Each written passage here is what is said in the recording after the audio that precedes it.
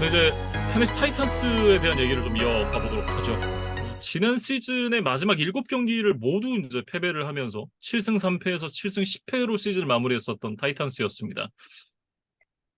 사실은 이제 지난 시즌에 그 휴스턴 텍산스에게 또 패배를 했던 게 굉장히 좀 뼈아팠던 타이탄스이기도 했었는데, 데릭 헨리 선수가 이제 부상에서 돌아와가지고 이제 건재함을 과시하긴 했습니다만, 역시나 이제 넘버원 리시버 AJ 브라운 선수가 떠난 공백이 굉장히 좀 크게 느껴졌고, 이 공백을 다른 선수들이 전혀 메우지 못했습니다. 그러면서 라이언 테너힐까지도 굉장히 좀 어려운 시즌이 되고 말았는데, 결국 2019 시즌에 이제 저희가 얘기했었던 그 삼각편대, 라이언 테너힐, 데릭 헨리, 그리고 AJ 브라운, 이 삼각편대가 드디어 이제 좀 그 해체가 됐고, 그리고 결국 어 골든 타임이 어느 정도 좀 끝나가고 있는 것이 아닌가.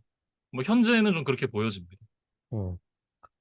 그러니까 휴스턴과 콜츠가 지금 이제 뭐 리셋 버튼을 눌렀다 이런 이제 표현을 해주셨는데 이제 타이탄스는 리셋 버튼을 이제 곧 눌러야 하는 상황으로 좀 가고 있다. 네. 그러니까 뭐 그 전 단계로 좀 보여져요. 네. 뭐 그런 상황인 것 같고 사실은 2019 시즌 이후에 좀 AFC 사우스를 뭐 지배했던 팀을 꼽으라고 한다면 역시 타이탄스였다고 봐야겠죠. 뭐 계속해서 이제 플레이오프에 올라가기도 했었습니다. 근데 결국에는 이제 슈퍼볼까지 가지 못했던 것이 좀 뭐 아쉬웠다고 봐야겠죠. 당분간은 테너힐과 이제 데릭 헨리 체제가 좀 유지가 되지 않을까라는 생각이 좀 드는데, 그런 얘기가 있긴 했습니다. 옵시즌에 이제 라이언 테너 선수가 트레이드 매물로 나왔다, 뭐 이런 얘기가 있긴 했었는데, 실제로 이제 트레이드가 이루어지지는 않았고요.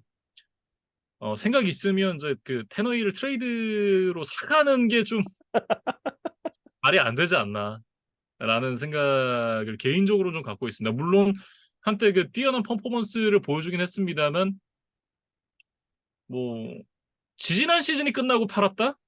그러면서 살려고 하는 팀들도 없지 않았겠죠.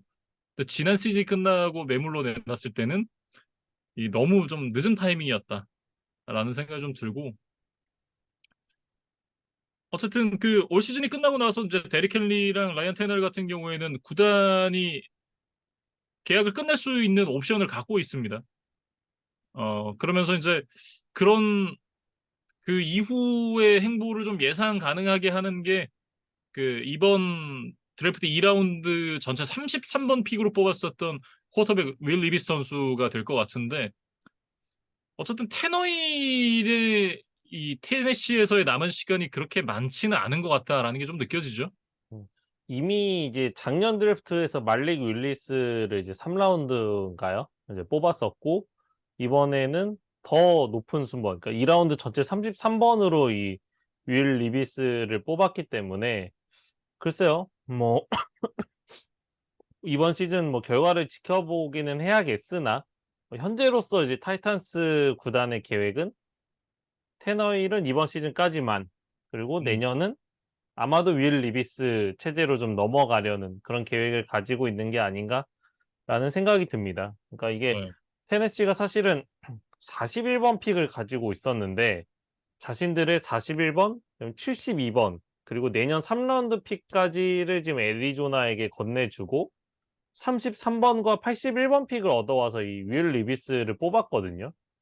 그러니까 뭐 2 라운드 픽이기는 하지만 어떻게 보면 플러스 알파의 리소스를 이제 투여해서 이 선수를 뽑았다는 거를 좀 뭐 유념을 해야 될 것 같아요. 그러니까 네. 그만큼 테네시가 테너힐의 후계자를 찾는 작업에 뭐 진심이었다. 뭐 이렇게 좀 요약을 해야 될 것 같습니다. 네. 그러니까 33번 픽이니까 이게 그 1라운드 픽 같은 2라운드 픽이죠. 음. 예, 좀 그런 느낌으로 좀 봐야 될 것 같고, 뭐 어쨌든 이 선수는 이제 190cm의 큰 키, 그리고 이제 강한 어깨를 갖고 있다라는 이제 좀 평가들이 있습니다.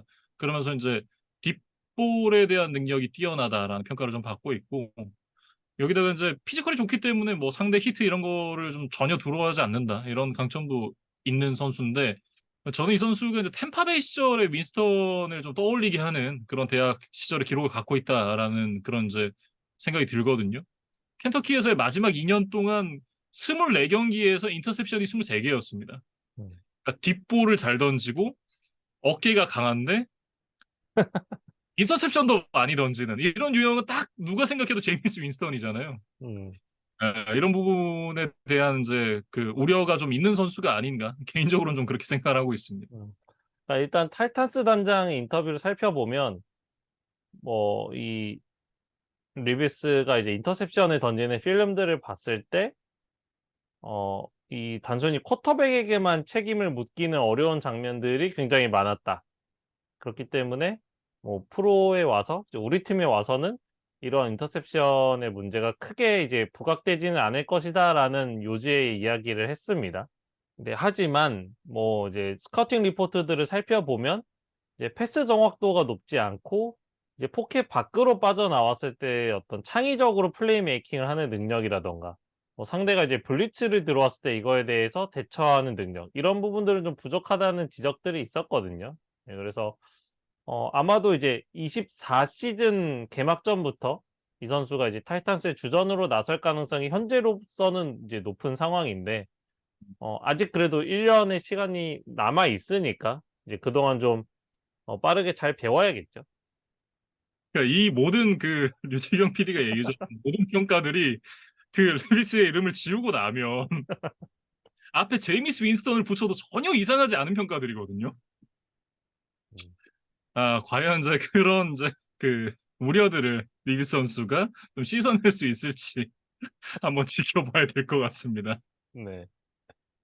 그리고 이제 그 러닝백 쪽으로 좀 넘어가 보면 역시나 이제 킹앤리가 지키고 있기 때문에 뭐 걱정할 필요는 없어 보이긴 한데 데릭 헨리와 계속해서 같이 갈 것인지 아니면 이 부분에서도 좀 리부트를 할 것인지에 대한 고민이 타이탄스에게는 좀 필요한 시점이 됐거든요. 음. 그리고 설령 뭐 당장 한 번 더 연장 계약을 하더라도 뭐 헨리가 뭐 5 년 10년 계속해서 지금 같은 모습을 뭐 보여줄 수 있는 뭐 로보트는 아니니까. 네. 음, 그리고 헨리도 이제 거의 30 줄에 접어들고 있는 상황이기 때문에 이제 쪼금씩 뭐 관리를 해 줘야 될 필요가 있겠죠. 예 그래서 예, 이제 3 라운드 전체 81 번으로 타제 스피어스라는 이제 러닝백을 뽑았습니다. 그래서 이 선수는 이제 어떤 오픈 필드 상황에서 이제 굉장히 빠른 스피드를 바탕으로 좀 홈런을 칠 수 있는 홈런 히터 유형의 러닝백이다 이렇게 좀 알려져 있어요. 그리고 네, ESPN의 드래프트 전문가인 이제 루이스 리딕의 뭐 말에 따르면 프로 컴패리즌으로 이제 댈러스의 토니 폴라드를 좀 선정을 했더라고요. 네, 그래서 굉장히 터프하고 뭐 가속 그다음에 감속을 하는 능력이 굉장히 좋다 이런 이제 평가들이 있는데 헨리가 사실 뭐 100% 스냅에 모두 참여할 수 있는 건 아니기 때문에 이제 헨리가 이제 사이드라인에서 쉬고 있을 때 이 스피어스가 어느 정도 헨리에 준하는 뭐 능력을 보여줄 수 있는지가 좀 중요한 뭐 그런 대목이 되겠습니다. 네. 그리고 이제 리시버 쪽으로 넘어가면 에이제 브라운이 떠난 이후에 이제 그 넘버원 리시버에 대한 그런 갈증이 좀 있었던 그런 이제 타이탄스게 되겠는데 그 공백을 이제 디안드레 호킨스로 메웠습니다. 2년 2,600만 달러를 안겨주면서 이제 디안드레 호킨스를 데려왔는데 홉킨스가 어디로 갈 것인가에 대한 그런 이제 궁금증이 상당히 많았었잖아요. 홉킨스가 선택한 팀은 테네시 타이탄스였습니다. 음.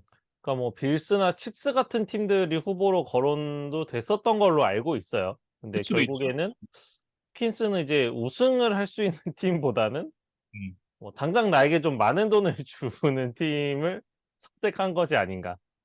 네, 현실적으로 지금 타이탄스가 뭐 지구 우승을 차지할 수 있을지는 모르겠습니다. 이 AFC 사우스가 그렇게 뭐 전력이 강하진 않기 때문에. 근데 설령 플레이오프에 올라가더라도 뭐 슈퍼볼을 당장 노리기는 좀 어려운 전력이라고 보여지거든요. 근데 이제 그럼에도 불구하고 호킨스가 이 타이탄스를 선택한 거는 결국 뭐 2년 계약 그다음에 뭐 이제 최근에 뭐 징계나 뭐 부진 이런 것들이 있었던 거에 비해서는 이제 꽤나 높은 연평균 금액을 제시했다는 점 이런 것들이 결국에는 매력적으로 작용을 했다고 보여져요. 그리고 네. 테네시도 뭐 일종의 리스크를 감수하고서라도 이제 호킨스를 영입할 수밖에 없었던 게 음, 지난 시즌 팀 내 최다 리시빙 야드를 기록한 게 이제 로버트 우즈였거든요. 근데 이 우즈가 지금 527 리시빙 야드를 기록을 했고 이제 그 우즈마저도 지금은 이제 팀을 떠난 상황이기 때문에 이름값 있고 믿을 만한 리시버를 데려오는 것이 좀 옵션이라기보다는 이제 반드시 머스트 해야 하는 일이었다. 이렇게 좀 보여집니다. 네. 그, 그 우즈 선수 제외하고 나면 500야드를 넘긴 선수가 한 명도 없었어요. 음. 그렇기 때문에 이제 리시버에 대한 보강은 반드시 필요했다라고 보여지고, 물론 이제 지난 시즌에 홉킨스의 기록이 717야드 3개 터치다운. 그러니까 뭐 이름값에는 굉장히 좀 그 못 미쳤던 기록이다라고 보여질 수도 있는데, 이게 또 우리 홉킨스 선생님께서 약을 하셨잖아요. 그렇기 때문에 이제 그 첫 6경기를 징계로 인해서 뛰지를 못했고, 마지막 2경기는 또 부상으로 못 뛰었습니다. 그러니까 이게 9경기 나왔는데 717야드를 기록을 했다. 이거는 사실 오히려 놀라운 기록이다라고 좀 생각이 들고, 근데 이게 경기당으로 따지면 한 80야드 정도 되거든요. 그러니까 17경기를 모두 뛰었으면 뭐 산술적으로 1350야드 정도가 됐을 것이다라는 계산이 나옵니다. 그러니까 전 경기를 뛸 수 있다라고만 하면 여전히 높은 수준의 퍼포먼스를 좀 기대할 수 있는 선수고, 이제 뭐 적은 나이는 아닙니다. 홉킨스가. 그렇다고는 하지만 뭐 현재 퍼포먼스만 놓고 봤을 때는 향후 막 2, 3년 정도는 거뜬하다라고 보여지기 때문에 이 2년 계약이 전혀 아깝지 않을 것이다. 이렇게 평가를 해도 뭐 무방하지 않나 싶습니다. 그러니까 전체적인 언론의 분위기도 이 홉킨스라는 이름값을 2년에 2,600만 달러 정도에 잡은 거라면, 그리고 또 최근에 리시버들의 몸값이 굉장히 높아진 것들을 감안하면 굉장히 좀 스틸 픽이었다. 음. 굉장히 좀 합리적인 계약이었다라는 이제 평가들이 좀 주를 이루더라고요. 예, 그래서 홉킨스가 어느덧 프로에서 10시즌이나 뛰었던 베테랑이긴 하지만 워낙 이른 나이에 프로 생활을 시작을 했습니다. 21세부터 지금 프로 생활을 뛰었기 때문에 이제 겨우 31세 시즌이거든요. 그래서 홉킨스의 경력에 비해서는 아직 좀 나이도 좀 젊은 편이다라고 좀 봐도 괜찮을 것 같아요. 예, 그래서 네. 그리고 이제 AFC 사우스에서 또 굉장히 오랜 뭐 기간을 이제 뛰었던 선수이기 때문에 뭐 각 팀에 대한 뭐 이해도라든지 뭐 경기장에 대한 적응력 이런 것들도 뭐 작게나마 좀 플러스 알파가 되는 요소가 아닐까 뭐 이런 생각이 들어요. 네. 이게 사실은 굉장히 좀 좋게 작용할 수 있는 요소 중 하나가, 지구 라이벌들과는 한 시즌에 2번씩 맞대결을 펼치잖아요. 근데 그 중 하나가 마지막에 아주 안 좋게 끝났던 휴스턴 텍산스다. 이 부분은 그 홉킨 선수에게도 상당한 좀 동기부여가 되지 않을까라는 생각이 들고, 얼마나 자신을 떠나보낸 그 텍산스에게 안 좋은 감정이 있겠어요. 보통 이런 팀들을 상대로 굉장히 불타는 선수들이 많거든요. 홉킨스의 불타는 모습을 굉장히 좀 저는 기대를 하고 있고, 타이탄드 쪽으로 좀 가보면 우즈가 떠난 이후에 가장 많은 리시빙 야드를 기록한 선수가 사실 그 오콩코 선수입니다. 이 선수가 여전히 있는 상황에서 지금 오스틴 후퍼 선수가 이제 다른 팀으로 떠나게 됐습니다. 어, 뭐 이런 부분을 생각해 본다면 오콩코의 의존도가 조금 더 높아질 것이고, 그만큼 오콩코의 활약이 중요해졌다. 이렇게 볼 수 있겠죠. 음. 그리고 이제 오펜시브 라인으로 넘어가 보면 사실 지난 시즌에 50개에 가까운 색을 허용을 했어요. 그러니까 그만큼 좀 음, 오펜시브 라인도 굉장히 힘겨웠던 한 해였는데 뭐 그러다 보니까 이제 많은 변화를 가져갔습니다. 그래서 5자리 중에 4자리를 이제 바꿨는데 뭐 새로운 선수를 영입한 뭐 자리도 있고 기존에 있던 선수가 이제 포지션을 옮겨서 뭐 새롭게 정착을 하게 된 이제 그런 자리들도 있습니다. 근데 뭐 이러한 변화들에도 불구하고 뭐 PFF 랭킹을 보면 리그 32위, 이제 최하위의 순위를 벗어나는 데는 좀 실패를 한 것 같아요. 네, 그래서 뭐, 뭐 그럼에도 불구하고 뭐 일단 변화들을 좀 살펴보면 일단은 이제 테일러 르완, 그러니까 프랜차이즈 스타기는 했지만 최근에 이제 워낙 부상도 많았고 이제 그러다 보니까 결장 횟수라든지 경기에 나오더라도 이제 경기력이 굉장히 저하된 모습이었던 이 테일러 르완을 결국에는 이제 뭐 결별을 해서 이제 떠나 보냈습니다. 이제 그리고 드래프트 1라운드 픽 출신이지만 이글스에서 대부분의 시간을 좀 백업 내지 로테이션 멤버로 뛰었던 안드레이 딜라드를 이제 3년 2,900만 달러에 영입을 했어요. 그러면서 딜라드 같은 경우에는 팀을 옮겨서야 드디어 뭐 제대로 된 첫 풀타임 주전 기회를 잡았다. 뭐 이렇게 좀 봐야 될 것 같고 레프트 가드에는 이제 신인 선수를 이제 뽑았습니다. 피터 스크론스키 선수를 이제 뽑았습니다. 1라운드 전체 11번으로 지명을 했는데 이 선수가 이제 노스터 웨스턴 출신의 이제 오펜시브 태클입니다. 근데 이 선수가 이제 그 가드로 선발 출장을 할 것으로 지금 예상이 되고 있고요. 그 딜라드 바로 옆에 이제 레프트 가드로 이제 출장을 할 예정인데 이 선수가 193cm에 133kg의 피지컬. 원래 이제 태클 출신이니까 피지컬 자체는 워낙 좋습니다. 거기다가 이제 민첩성을 겸비를 했고, 뭐, 럼블락, 패스블락, 뭐, 이런 상황을 가리지 않고 모두 이제 좋은 모습을 보여줄 수 있다라는 이제 평가를 받고 있는 선수인데, 뭐, 태클 출신의 가드니까 어느 정도 좀 믿고 봐도 괜찮지 않을까라는 생각이 개인적으로 좀 들고요. 그리고 이제 센터 자리에는 지난 시즌 랩트 가드로 뛰었었던 그 에런 브로 선수가 옮겨갔습니다. 거기다 이제 라이트 가드 자리는 그 나이너스 출신의 그 데니얼 브런스킬 선수가 2년 전 550만 달러 계약을 맺고 건너왔는데 뭐 여러 가지 영입 그리고 1라운드 선수 지명 뭐 이런 부분들이 있긴 합니다만 글쎄요. 뭐 단숨에 좋은 모습을 보여주기는 조금 어렵지 않나라는 생각이 좀 드네요. 결국에는 이 딜라드가 좀 키맨이 되지 않을까 싶어요. 사실 드래프트 당시에는 뭐 많은 전문가들의 이제 기대를 받았던 이제 아주 특급 유망주였는데 이제 프로에서는 뭐 이래저래 좀 자리를 잡는 데 실패를 했었던 뭐 기간이 상당히 길었습니다. 근데 어떻게 보면 좀 뭐 오펜시브 라인이 약한 팀으로 좀 이적을 했죠. 그러니까 어떻게 보면 용의 꼬리에서 이제 뱀의 머리로 좀 옮겨온 모양새가 됐는데 어떻게 보면 뭐 오히려 잃을 게 없다. 예, 조금 더 편안한 환경. 내가 조금 실수를 하더라도 당장 좀 주전 자리가 위험하지는 않을 수 있는 이 타이탄스에서 조금 더 여유를 가지고 이제 하다 보면 뭐 대학 시절에 이제 평가를 받았던 이제 좋은 잠재력이 또 터져 나올 수도 있지 않을까? 뭐 이런 기대를 좀 해보는 시즌이 될 것 같아요. 네. 그러니까 뭐 좋지도 않은데 그 또 하나의 이슈가 더 있습니다. 라이트 태클이 이제 니콜라 뿌티페라는 선수가 6경기 이제 출장 정지를 받았거든요. 음, 그러니까 리그의 이제 그 갬블링 정책을 어기면서 또 6경기 출장 정지를 받았는데 참 그 안 되는 집안에 그 하나만 안 되는 게 아니잖아요, 보통. 여러 가지 이제 문제들이 이제 터지고 있는데 오라인이 아무래도 올 시즌도 굉장히 좀 큰 고민거리가 되지 않을까. 이렇게 좀 생각이 듭니다. 음. 그리고 이제 수비 쪽으로 넘어가 보면 뭐 선수단에 큰 변화가 있지는 않았어요.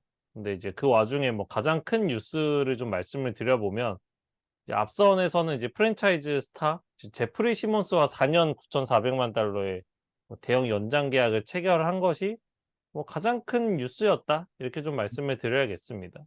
그리고 이제 지난 시즌을 부상으로 인해서 이제 통으로 날렸었던 해로드 랜드리 선수가 복귀를 하긴 합니다만 테네시 이적 이후에 이제 좋지 않은 모습을 보여줬었던 뭐 버드 듀플이 떠났고 그 엣지 디마커스 웨어 선수도 이제 이적을 했습니다. 거기다가 인사이드 라인베커 데이빗 롱 선수도 이제 마이애미로 떠났기 때문에 그 빈자리를 이제 채울 선수들이 어떤 모습을 보여줄 것인가 뭐 이런 모습도 한번 지켜봐야겠죠.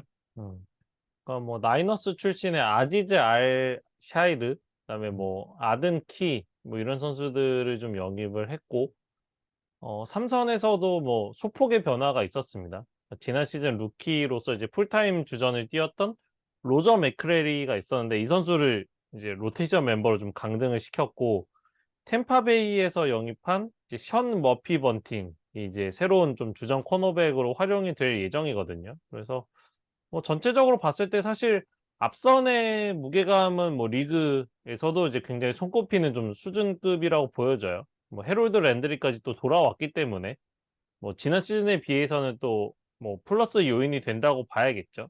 근데 이제 그에 비해서 뭐 2선, 3선에서의 이제 무게감은 뭐 그렇게 뭐 뛰어나 보이지는 않거든요. 네, 그래서 앞선이 어, 원래 자신들의 목보다 조금 더 해줘야만 이제 테네시 수비가 좀 원활하게 돌아갈 수 있지 않을까 그런 생각이 듭니다. 네. 전반적으로 이제 공격에서 그 디안드레 홉킨스 선수의 가세가 라이언 테넬 선수에게 얼마나 큰 도움이 될 것인가가 좀 가장 큰 그 포인트가 되지 않을까라는 생각이 들고요. 워낙에 지금 AFC 사우스 네 팀의 전력이 다 고만고만하고 뭐 리부트를 누른 팀들도 또 있고 하기 때문에 지구 우승까지도 한번 노려볼 수 있는 전력이긴 합니다만 글쎄요. 뭐 지구 우승을 한다고 쳐도 플레이오프에서 광탈하는 것이 좀 예정이 되어 있지 않나 싶을 정도의 전력이다. 그러니까 현재로서는 가장 좀 적절한 평가가 아닐까 싶습니다. 음. 그리고 이제 뭐 결과에 따라서는 뭐 설령 지구 우승을 차지한다 하더라도 뭐 그 과정이 만족스럽지 않았다면 그리고 이제 플레이오프도 가지 못하는 뭐 일이 발생한다면 아주 높은 확률로 이제 내년부터는 좀 큰 변화의 물결에 좀 휩쓸릴 가능성이 높다. 이렇게 좀 정리를 하겠습니다. 네. 이렇게 테네시 타이탄스에 대해서 얘기를 해봤습니다.